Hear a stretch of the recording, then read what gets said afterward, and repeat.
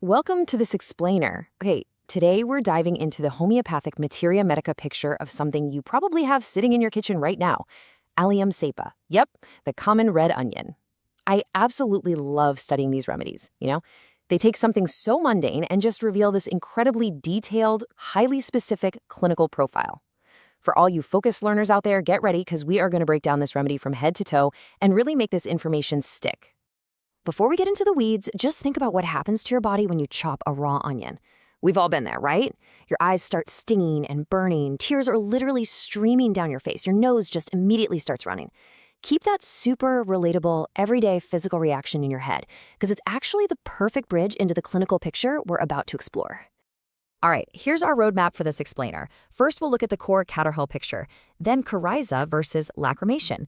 Third, respiratory and seasonal symptoms, followed by colic, nerves, and extremities, and finally, key modalities and relationships. Let's get to it. Section 1, the core catarrhal picture. So the absolute fundamental baseline of Allium cepa is acute catarrhal inflammation. Simply put, that's an inflammation of the mucous membranes that comes with a lot of increased excessive secretion. Basically, wherever we look in the Allium cepa patient, whether it's the eyes, the nose, the throat, or the respiratory tract, we are going to find inflamed mucous membranes and just a ton of fluid. That is your golden rule here. Now, how does this inflammation actually show up in the head? Well, the Allium cepa headache is usually this dull, catarrhal ache that goes hand in hand with coryza, which is just the medical term for a runny nose. But check this out, because this is where the materia medica gets wildly specific. This headache has a really fascinating link to the menstrual cycle. The headache literally stops completely during the menstrual flow, and then, bam, returns the exact moment the flow disappears. If you're studying for an exam, definitely compare this specific quirk to lachesis and zincum metallicum. Moving on to Section 2, coryza versus lacrimation. Okay, let's talk about the eyes. We're looking at a severe burning, biting, smarting sensation. It's often described as feeling like your eyes have just been blasted with harsh smoke. Naturally, you're going to have a massive urge to rub them. The eyes get super watery, suffused, and red with injected capillaries, causing excessive lacrimation, basically really heavy tearing. Just picture that incredibly uncomfortable, stinging, smoky eye feeling. And this brings us to what might be the absolutely crucial rule of contrast in this entire explainer. Seriously, burn this into your brain.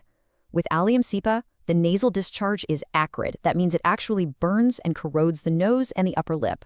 But the tears are totally bland. They don't burn the cheeks at all. Now compare that to euphrasia. It is the exact opposite. Euphrasia gives you a bland nasal discharge, but incredibly acrid, burning tears.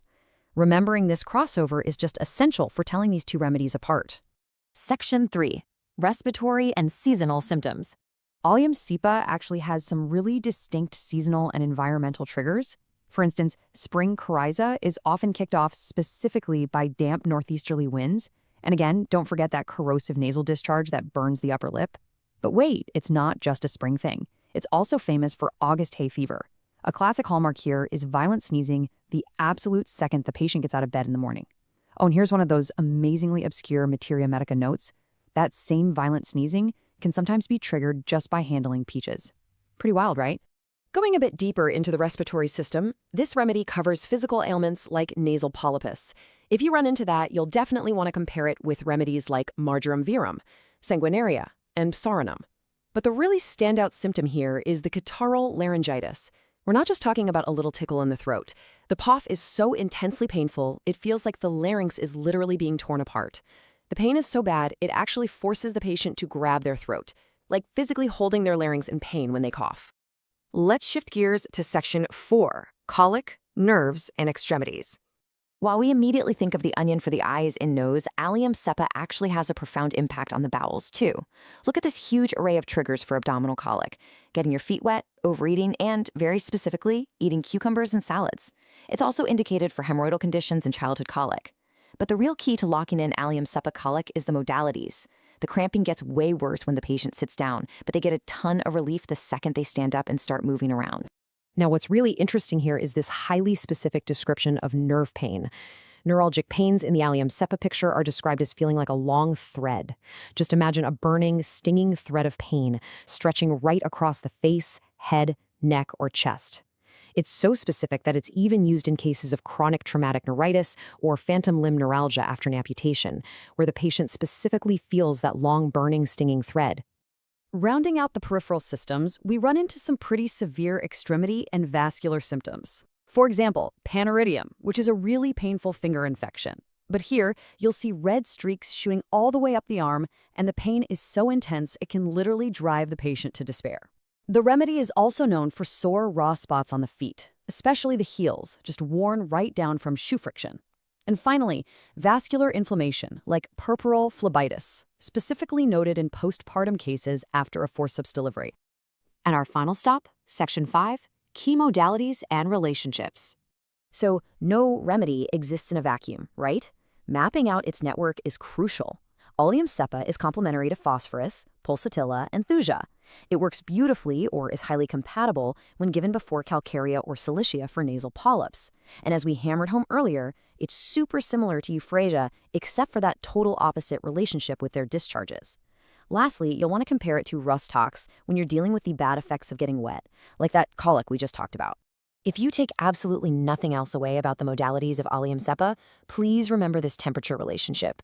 The symptoms, especially the catarrh ones, are overwhelmingly aggravated in the evening and in a warm room.